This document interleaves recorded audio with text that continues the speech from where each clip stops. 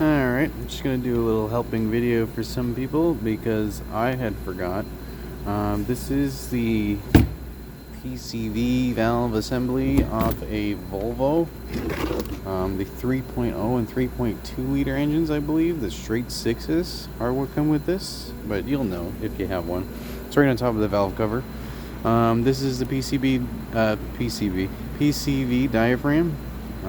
Just anyone aware, I couldn't remember, but it had been so long since the last time I did one, but if you smoke the intake and you have a bunch of smoke geysering out of this hole here, there is a tear or an issue with this diaphragm. There's also a check ball in here,